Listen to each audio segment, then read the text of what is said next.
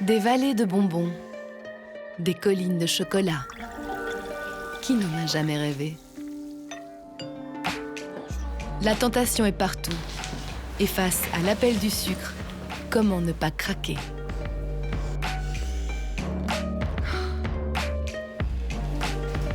Alors, tôt ou tard, on craque. Un bavard à la fraise. Et plus vite que ça.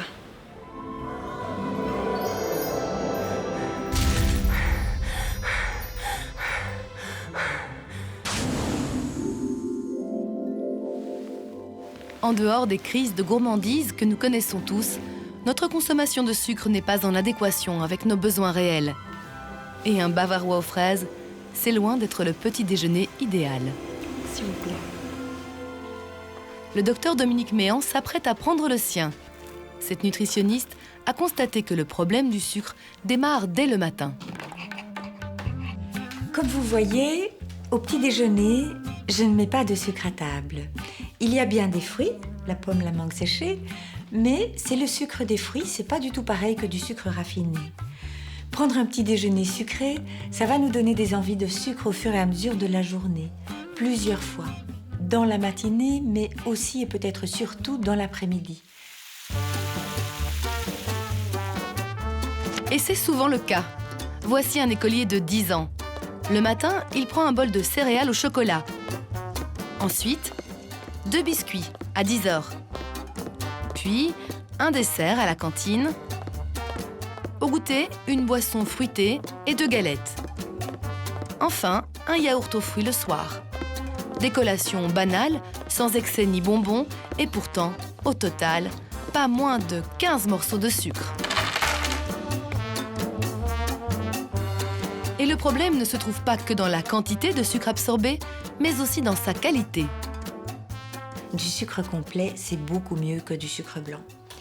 Alors, ici, vous voyez un sucre complet qui est tout à fait brut, qui est non raffiné, et ça, c'est beaucoup mieux, parce qu'il est riche en minéraux et qu'il ne va pas nous appauvrir. Le sucre raffiné nous appauvrit dans nos minéraux. Il a besoin de pomper dans nos réserves de magnésium et autres pour être digéré. Le sucre complet, non. Le hic, c'est justement que l'on consomme beaucoup de sucre raffiné.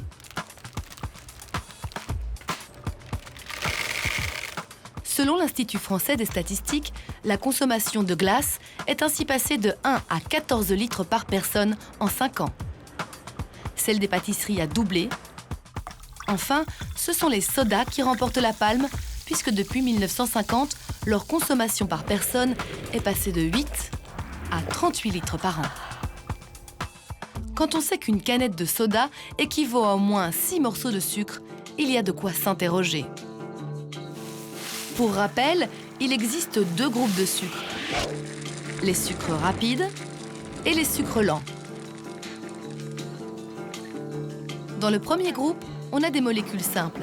Et c'est justement la simplicité de leur structure qui les rend facilement assimilables par l'organisme. Ce sont ces sucres qu'on stocke sous forme de graisse si l'organisme n'en a pas besoin immédiatement. Le deuxième groupe, celui des sucres lents, est formé des mêmes molécules, mais assemblées de manière plus complexe. Il faut donc plus de temps au système digestif pour les décomposer. Autre particularité des sucres lents, ils n'ont pas le goût sucré. On les trouve dans les féculents comme le pain, le riz, les lentilles, les pâtes. L'idéal est que la consommation de sucre lent représente au moins 50% de notre alimentation. Le cerveau a besoin de sucre, il a besoin de glucose, c'est son carburant. Mais il n'est pas nécessaire que ce soit des sucres rapides. Et d'ailleurs, notre cerveau va beaucoup mieux fonctionner avec des sucres lents. Le problème est que le sucre rapide caresse trop bien nos papilles. Par ailleurs, c'est aussi un exhausteur de goût et un conservateur naturel. C'est pourquoi on le trouve dans de très nombreux produits, notamment ceux emballés sous vide, comme les charcuteries, les chips ou les conserves de légumes. On va alors parler de sucre caché. Et c'est vrai qu'on ne les aurait pas trouvés tout seuls.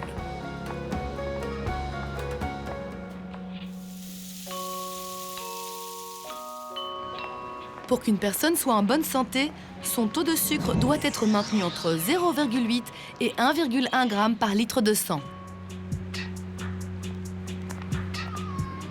En dessous de ce taux idéal, c'est l'hypoglycémie qui entraîne l'irritabilité, la somnolence et la faim. En mangeant des friandises, on augmente son taux de sucre. Mais attention, si on abuse, on risque l'hyperglycémie. Cet état va de pair avec une soif intense, des nausées et des crampes. C'est le pancréas qui va réguler le taux de sucre dans le sang. Cet organe se charge de réduire la glycémie si elle est trop haute via une hormone spécifique. On l'appelle l'insuline. Mais cet équilibre subtil entre sucre et insuline peut être bouleversé. Cette situation se rencontre typiquement dans le diabète et évidemment chez les patients diabétiques, lorsque ceux-ci consomment des substances sucrées, ce sucre alimentaire va venir se rajouter au sucre qui est déjà présent dans le sang à cause de leur maladie. Une maladie devenue aujourd'hui épidémie, à tel point que dans cet hôpital, on organise des formations spécifiques. Le thème du jour, l'échelle des aliments qui font varier le taux de sucre dans le sang. Et alors, ils ont réparti ça sur une ligne de 0 à 100. Oui. Et tous les aliments, on pourrait mettre quelque part sur cette ligne. Un morceau de sucre de Tirlemont, ça se trouverait à quel niveau ici? Plus haut que 60. Plus haut que 60. C'est 70. J'étais surpris. Alors, une autre question. Le miel. Parce que beaucoup de diabétiques pensent miel, c'est bon pour ma santé. Plus dans les sangs. Eh bien, c'est juste en dessous. Ouais. Ça se trouve ici. Donc, attention avec le miel. C'est pas conseillé pour un diabétique, même si c'est naturel, si c'est bon pour la santé. Mais comment devient-on diabétique? C'est la question que se pose cette dame qui apprend aujourd'hui qu'elle souffre de cette maladie. Bien. Mon époux, lui, met 3 sucres dans son café depuis des années. Lui n'a pas le diabète. Moi, j'ai le diabète et je ne mange pas de sucre. Je ne comprends pas, je n'ai jamais mangé... En réalité, le sucre n'est pas responsable directement de l'apparition du diabète. C'est l'obésité la coupable. Et on le sait, le sucre n'est pas innocent dans la prise de poids. C'est le déséquilibre de l'apport d'énergie qui est en cause. Et là-dedans, il y a les sucres comme les graisses qui interviennent. Une fois que le diabète est là, le niveau de sucre dans le sang augmente. Et à ce moment-là, faire attention aux sucreries, faire attention aux pâtisseries. Eh bien, je vous remercie beaucoup, docteur, de vos bons conseils. Et donc, nous allons y remédier.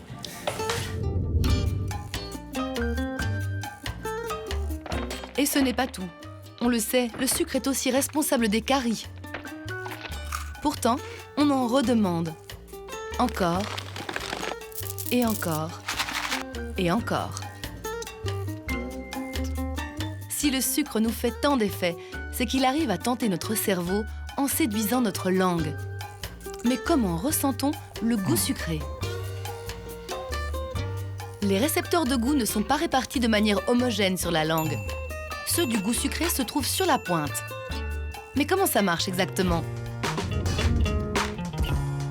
Pour mieux comprendre, posons la question à Pierre Châtelain, biochimiste spécialisé dans le domaine du gustatif. Cet homme de goût a certainement la réponse sur le bout de la langue. Nous avons un système spécialisé qui se trouve au niveau de la langue. Quand nous mangeons, en fait, nous extrayons dans la salive les molécules, qui sont en l'occurrence des molécules au goût sucré. Et au niveau de la langue, il y a des zones spécialisées, des papilles gustatives. Et dans ces papilles gustatives, il y a un système avec des récepteurs qui vont générer un signal qui va être transmis au niveau du cerveau. Le goût pour le sucre est inné. Il s'agirait peut-être, à l'origine, d'un mécanisme de protection. Au niveau de notre capacité à goûter des molécules, nous avons toute une panoplie entre, d'un côté, les molécules qui sont des molécules plaisantes, des molécules sucrées, qui sont contenues, par exemple, dans les fruits. Mais de l'autre côté, nous avons aussi la capacité à distinguer des molécules qui sont des molécules amères et qui peuvent être des molécules toxiques. Pendant longtemps, le sucre va rester pour l'enfant un élément à part. Associé à la douceur, au réconfort, il a une haute valeur affective, puisqu'il rime souvent avec récompense. Tu auras un bonbon si tu es sage.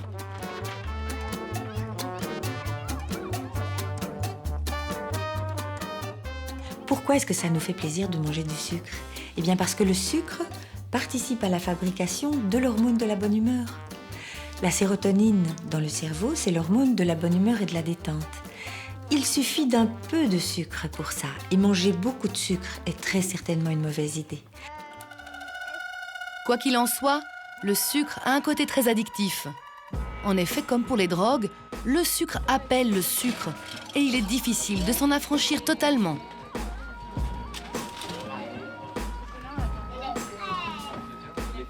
Des études menées sur des rats ont montré qu'ils avaient des symptômes de sevrage lorsqu'après les avoir habitués au sucre, on les en privait.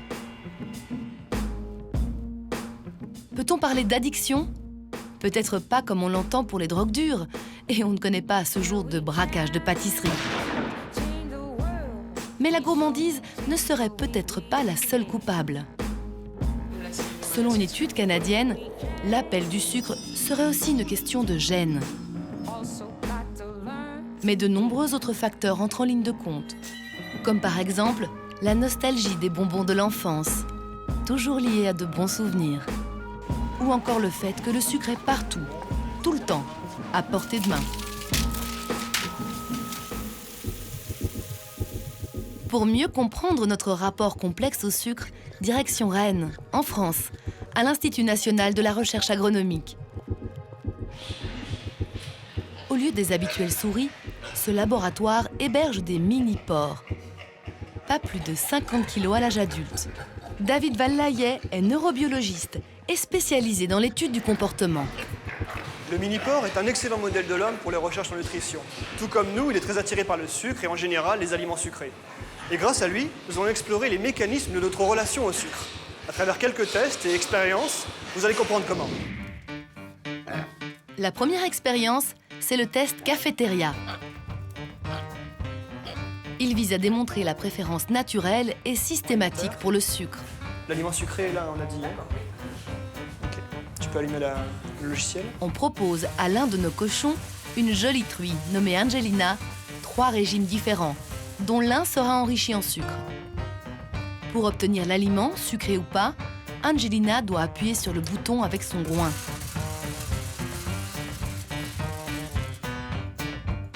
Pour l'instant, elle ne se focalise vraiment que sur l'aliment sucré. Au niveau du choix alimentaire, le sucre fait l'unanimité. Là, mais la queue. Pourquoi? Quand l'animal mange sucré, va être libéré dans le cerveau une substance, un messager chimique qu'on appelle la dopamine. Et à chaque fois qu'on prend du plaisir, même chez l'homme, ce sont exactement les mêmes circuits qui s'activent. Quand on mange du sucre, on a une sécrétion de dopamine et l'activation des noyaux de la récompense. L'expérience suivante va montrer comment le sucre peut conditionner les cochons, et donc aussi les humains, à préférer une saveur à une autre. Pour commencer, les chercheurs jouent les barmen. Donc c'est une petite limonade que tu nous fabriques. Oui, voilà, c'est ça. Sans les bulles. On va proposer à Angelina le choix entre 2 boissons.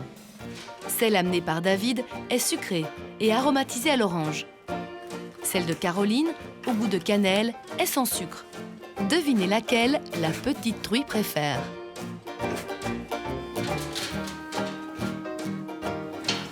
Elle boit la boisson sucrée à l'orange. Oui, c'est ça. Voilà. À présent, si on refait le test en supprimant le sucre de la boisson aromatisée à l'orange, on va toujours observer cette préférence pour la boisson à l'orange. C'est-à-dire que même lorsque le goût sucré n'est plus là, l'animal a mémorisé dans le passé qu'il était associé au sucre et il va toujours exprimer cette préférence pour la saveur, l'arôme d'orange. Et oui, c'est comme ça qu'on rend le consommateur accro à un produit. Ce type de conditionnement de préférence pour le sucre peut être utilisé pour induire une préférence pour un type d'aliment, ou de faire en sorte que le client va consommer plus ce type d'aliment. Pour le maïs en boîte, par exemple, c'est très fréquent de rajouter du sucre dans le maïs en boîte, tout simplement parce que ça va accroître le plaisir de manger ce maïs. Et du coup, on rajoute du sucre pour augmenter la consommation de ce maïs. Le sucre est donc aussi une arme économique impitoyable. Toute la subtilité consiste à sucrer le plus possible les produits sans trop les dénaturer.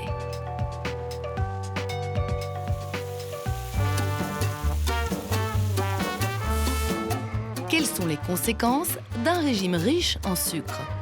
Pour le savoir, nous retrouvons nos mini-porcs qui s'apprêtent à passer à table.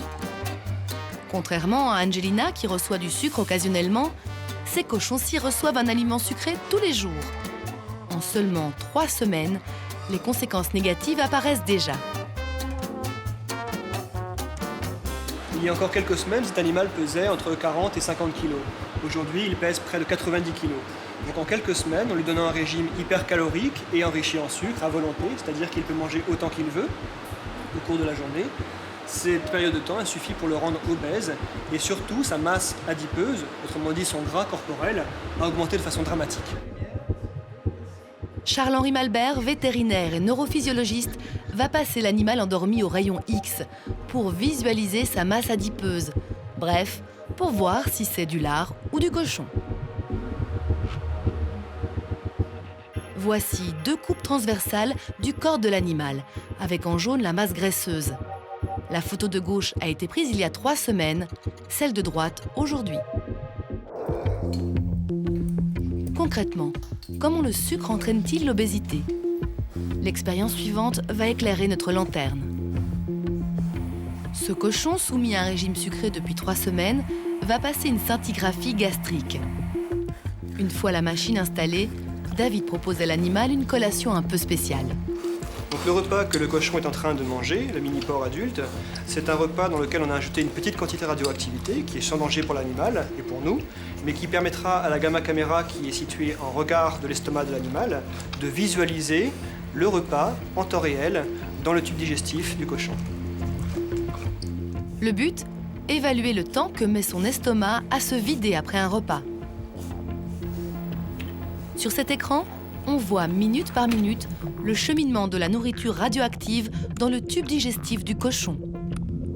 La tache de couleur, c'est la nourriture dans l'estomac, qu'on voit peu à peu migrer vers l'intestin, à droite. Pour un porc alimenté normalement, cette étape de la digestion dure 2 bonnes heures. Mais pour notre cochon soumis à un régime sucré, c'est fait en à peine 1 heure. La raison de ce phénomène est que le sucre va dilater le pylore, un orifice chargé de contrôler le flux des aliments entre l'estomac et l'intestin, comme une porte qui serait plus ou moins ouverte. Voyons ça d'un peu plus près.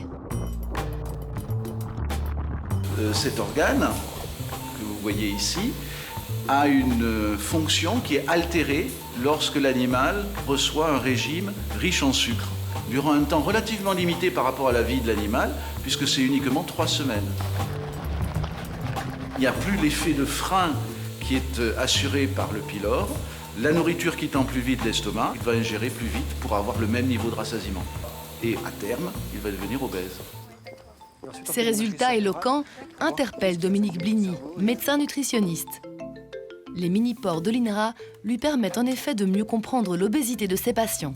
On a longtemps pensé que le sucre était inoffensif et qu'il fallait manger du sucre, oui, mais jusqu'à une certaine valeur parce qu'on a montré que c'était le sucre qui était encore plus délétère que le gras. Et quand on mange trop de sucre rapide, eh bien on a une satiété qui met beaucoup plus de temps à arriver. Et ça, c'est délétère parce que ça conduit à quoi au final? Eh bien ça conduit à manger encore plus et à conduire à l'obésité. Une obésité qui n'est pas sans conséquences sur le cerveau. Attends, on va les faire marcher de côté. On retrouve David qui emmène l'un de ses cochons au scanner pour étudier son métabolisme cérébral. Parfait. Voilà, recule un petit peu. Donc cette étape permet de positionner exactement l'animal, la tête de l'animal, au niveau des capteurs de la machine. Autrement dit, on positionne le cerveau de l'animal, qui est à peu près entre les yeux et les oreilles, juste au centre de l'anneau. Dans la pièce à côté, David a une cartographie du cerveau du mini-porc. Et il constate que certaines zones du cerveau sont très peu actives. Donc cette baisse d'activité du cerveau au niveau du cortex préfrontal, qui est impliqué dans les émotions, dans la régulation du comportement alimentaire, ainsi que la baisse d'activation au niveau des noyaux de la récompense, donc qui sont importants pour le plaisir alimentaire, signifie que chez les obèses, il y a une difficulté à percevoir le plaisir dû à l'alimentation. Et là, on comprend bien que les animaux qui ont ce déficit de perception du plaisir, ce problème au niveau de la machinerie du plaisir, on comprend qu'ils aient envie de manger plus, de manger en plus grande quantité, et qu'ils soient plutôt enclins à manger des aliments qui sont très gras ou en l'occurrence très sucrés. Et ce n'est pas tout. L'excès de sucre dans le sang aurait aussi une influence sur les performances mentales. Une étude américaine a notamment démontré qu'un régime hyper sucré pouvait provoquer une inflammation au niveau du cerveau et faire en sorte que certaines facultés d'apprentissage ou de mémorisation pouvaient être altérées.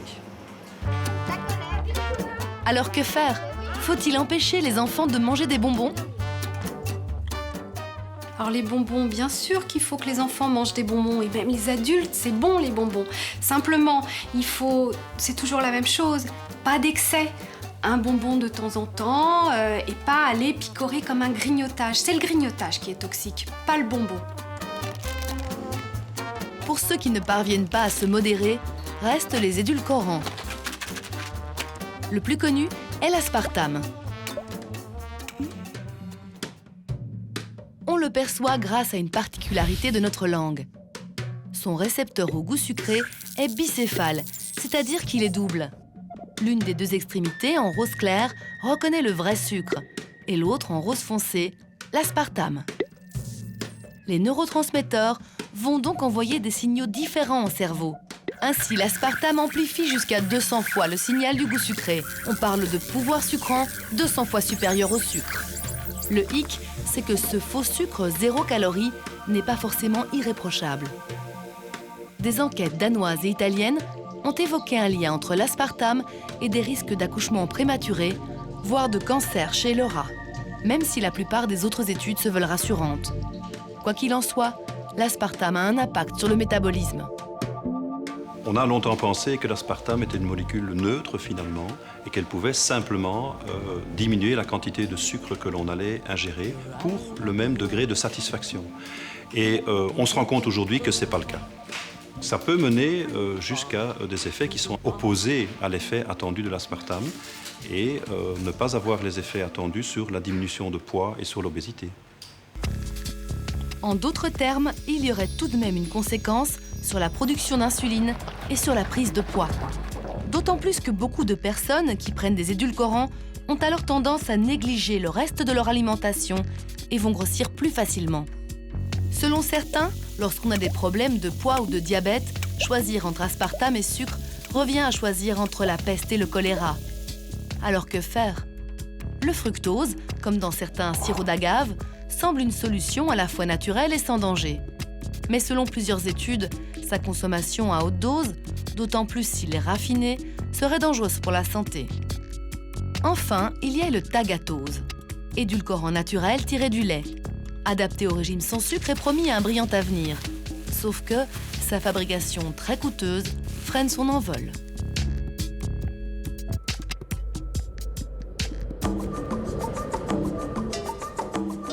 Alors, faut-il renoncer définitivement aux ersatz du sucre? Peut-être pas. La stevia, cette petite plante amérindienne, pourrait être la solution. Elle pousse naturellement à la frontière entre le Paraguay et le Brésil. Mais le professeur Jöns la cultive aussi dans cette serre. Les édulcorants extraits de stevia sont jusqu'à 300 fois plus sucrés. J'espère que ça va faire disparaître tous les édulcorants toxiques et synthétiques. 0 calories tolérée par les diabétiques, la stevia est décidément prometteuse. À l'université de Leuven, on travaille d'arrache-pied à améliorer son exploitation via diverses expériences. J'ai démarré une expérience avec des LED rouges, comme vous m'aviez demandé de faire. Allons voir, c'est là. L'installation est ici, avec une lumière rouge, et donc ces plantes-ci sont exposées. Et vous voyez, celle-ci, par exemple, qui a vraiment bien poussé. Elles sont plus sucrées?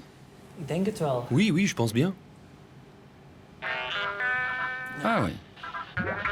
Quittons la serre pour le laboratoire. où on va transformer la plante en édulcorant.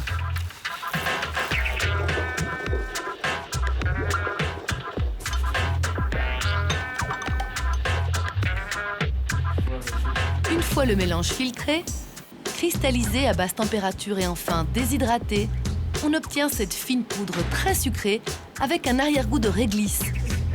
Une légère amertume que le professeur Göns est déterminé à supprimer.